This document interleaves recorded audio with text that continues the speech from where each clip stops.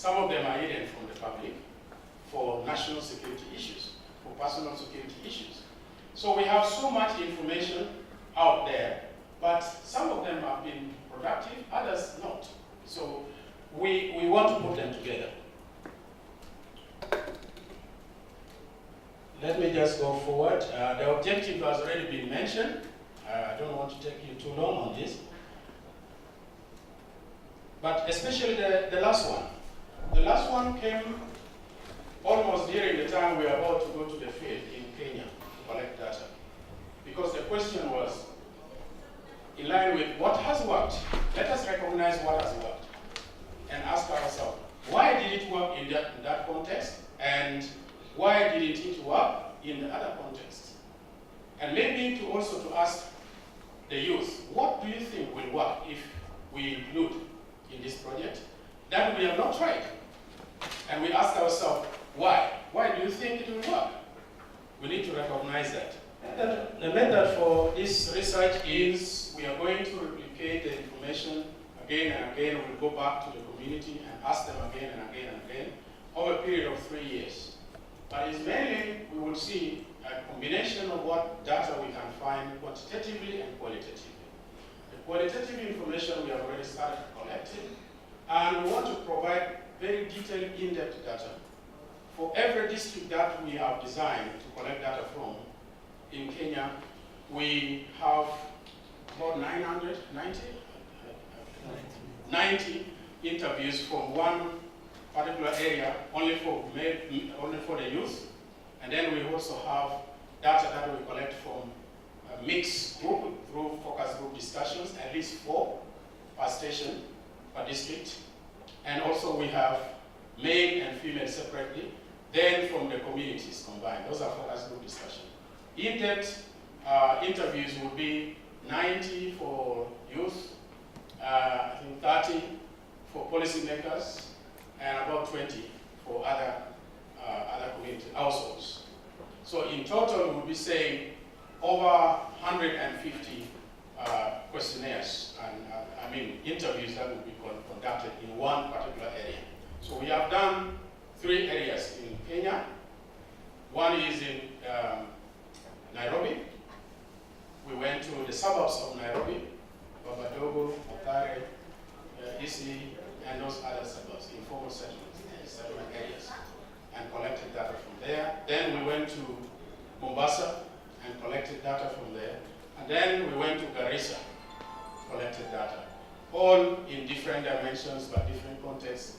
The same we will be doing in Uganda, which would look at, we had initially planned that Kampala should be one of that. The northern cluster, which is Bulukikum, Arua was part of that, but the Undersecretary was asking us to reconsider that. And also Kasese. We have looked at Mbale, maybe down to Uganda, Mayuge, Mbale cluster, Uganda cluster, Mayuge area, to include that in the research. But we are yet to confirm which one we'll be taking. We have taken Arua out, we have taken Kasese out. So now the question is that we should bring it back. Maybe we need to take Bulu, Kikum out. But Kikum also, the Undersecretary is saying, no, I need Kikum to be part of that because it's at the frontier. So we are faced with a lot of challenges, but those are things that we will discuss later. And this is why we brought this discussion here today, to listen to what priorities we need to take from the government. I don't want to take so much time. Maybe I can say something about the linkages between our research with other research. Because IDRC is funding 13 of these similar projects in Africa today. One of them, close to us, is in Dar es Salaam University, and we have been working together with them during the design of the proposals guided by IDRC framework. And it has been agreed that all the other cohorts, which are closer to each other, should team up and have joint conferences, joint research to share information. We had thought that we would also be doing Isiolo and Uasin Gishu area, which is also Kenya. But the Dar es Salaam cohort are doing that, and we'll be actually working with them to inform us in the Kenyan perspective. For the first year, today, we started this research actively on the 1st of March. And in the first year, this is what we will be doing. We are here. When we do the Inception workshop, immediately we go to the research team training, which also we did that in order to understand how to collect sensitive information from the community about this particular topic, which is violent extremism. It's extremely difficult to use the conventional methods to collect data. So we went for that training, and the research methodology and the institutional partners have actually also come together and refined the tools. Now, in Kenya, we have done the baseline field study. In Uganda, we are here. We are at the Inception and then baseline. And the communication tools will also be revised in the Ugandan context. Now, when we finish that, we will do the research after communication and knowledge management, meaning that we will put together the data that we have gathered from both countries and come up with at least 2-3 papers that will be first sent to the government offices to review, and then we will disseminate to IDRC and other stakeholders at the IGAD. I don't want to go to the second year because we are really, the last thing I would like to say is that our partner organization are very much involved in this. I've left out the government because I want to mention the government in particular areas. So the government of Kenya makes the fourth one. Government of Uganda makes the fourth one. So all these other partners, the time. So we will be doing this until the end of the 3 years. I think I've talked too much, and I'll give maybe opportunity for the next deliberation. If there is any question, any discussion around this, I very much welcome that. It is extremely difficult area, but we are determined to push this forward and make sure that we come up with a kind of bottom-up approach and also policy-making decision from top-down. Where it meets, we hope we can be able to design a mechanism that improves use in country and preventing violent extremism. Thank you so much. Thank you for listening.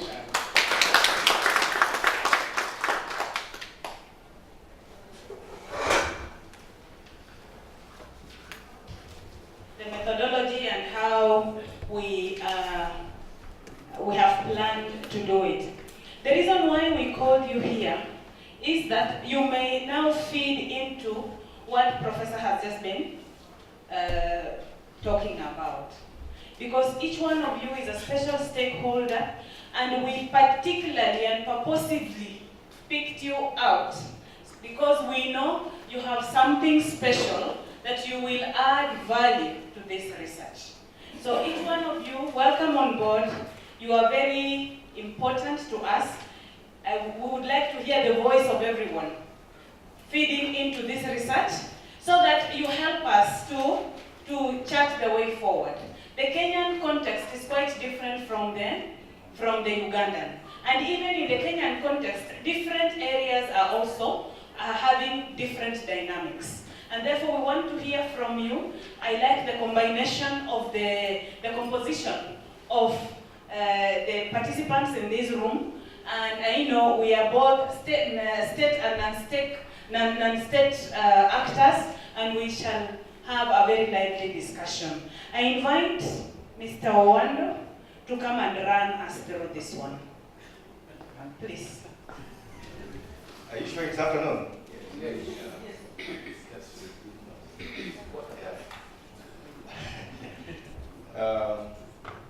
If I were to use the security language, I have been ambushed.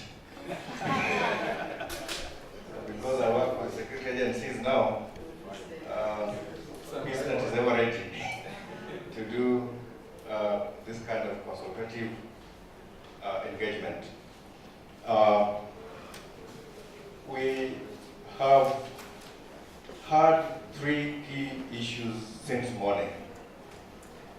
Number one, we were listening to the partnerships that exist in this project. Number two, we have heard the objective and the intentions of this project.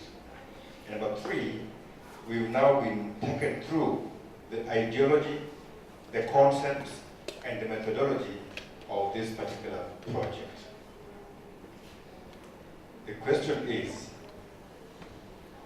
do we think as participants in this meeting that it is worth trying in Uganda? If the question gets an answer that is positive, like yes, then the next question is, what do you think, or why do you think it might be worth attempting? And this must be as participatory as possible. Before we go into the discussions, the way we are going to schedule them, let me first of all see if you have any question to all those who have spoken since morning.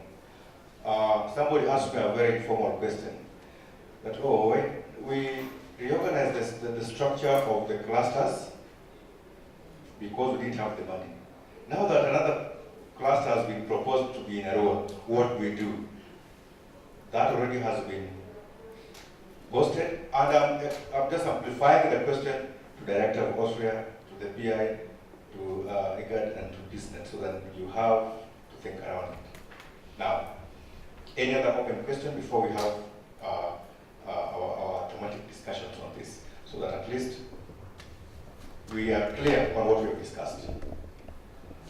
I want to know whether I've understood you right. Looks like you're really coming from the tail end in terms of how to prevent and counter something you don't seem to know how it is functioning. How are they being radicalized? What groups and cells exist to date? Are you going to focus on those who have been there before and have come out and they can relate to you how it happened in their case? How deep is your study going to be, the basis for which the strategies and mechanisms and policies can be constructed? You seem to be diving straight into those mechanisms, into the push factors, into the pull factors, and then from there quickly you jump into how do we prevent it, how do we stop it. When I look at to date, if you see over, I think it must be growing now to something like 3,000 young people in East Africa who have been going in and out of Shabab. And the cells that are growing, whether it is in Kisumu, whether it is in Mwanza, whether it is within certain cells within Uganda, like those who are going to participate in ISIS and how they are coming back. So definitely there are things that are taking place, and there will be areas where you need to go to see how those radicalized are being targeted and how radicalization is actually taking place. And so then we come into, so I don't seem to get a feeling that you're getting to those type of dynamics and how Shabab has opened different they exist in different names and cells here, and they're not by that name to escape, to evade detection and so forth. So I think you may have to, that category of issues, it seems to be focusing more, that radicalization, that tending towards religious kind of extremism.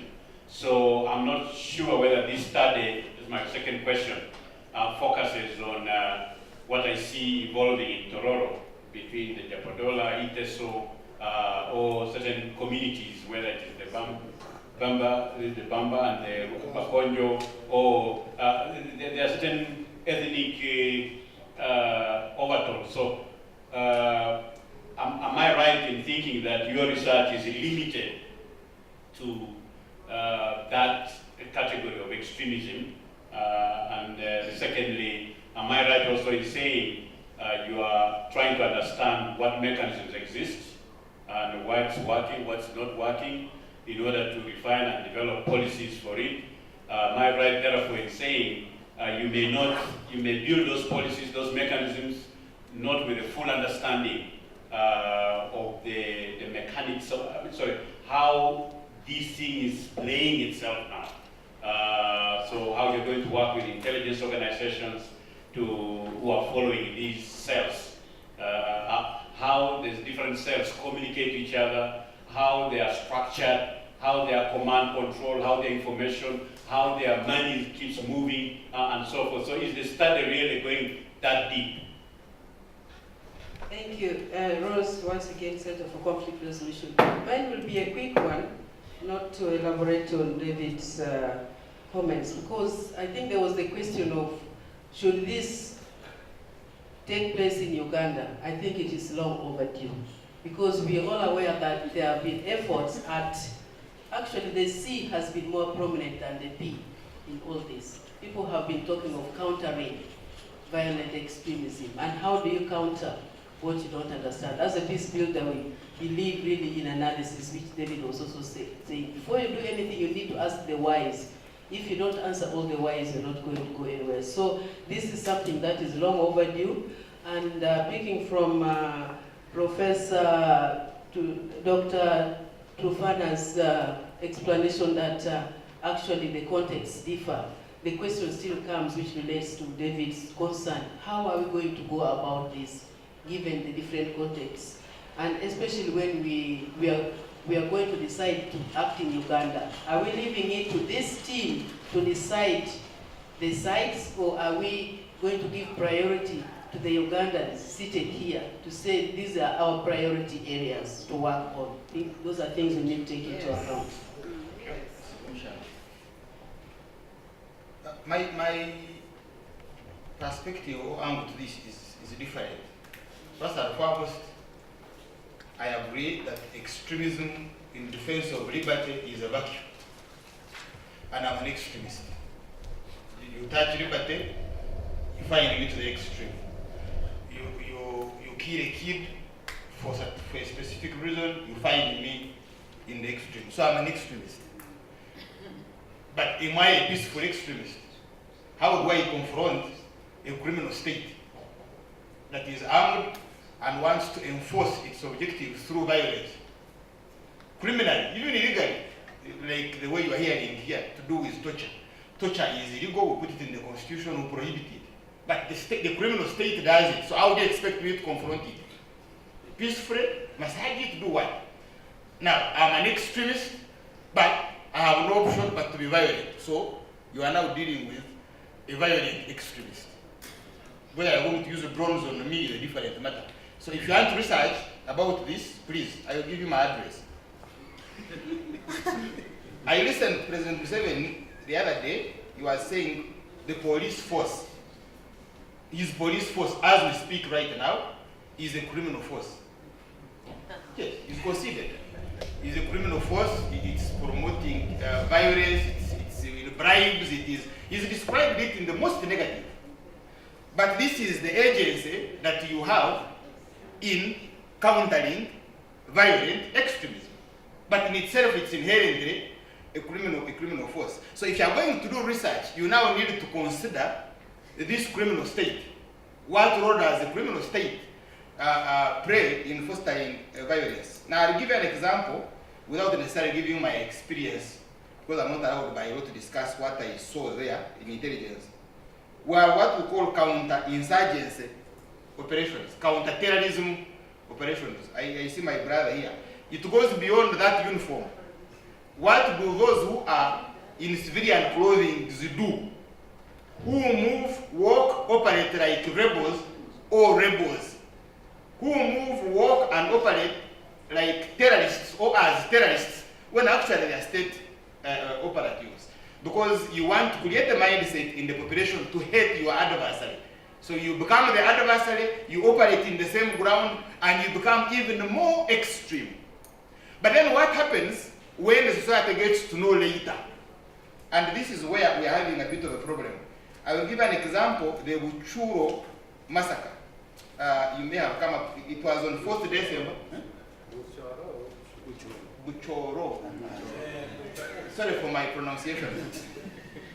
The Buchoro massacre of 4th December 1991, where people were put in a pit by the NRA, firewood on top, it is lit, and then they are suffocated down and killed.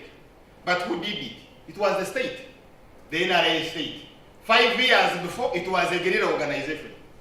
So you now have a guerrilla organization yesterday who has become a state today, and it is involved in counter-insurgency operations, but behaving in the same manner it was when it was a guerrilla organization. And who is the guerrilla? In 1991, it was the former UNRA, which was a state.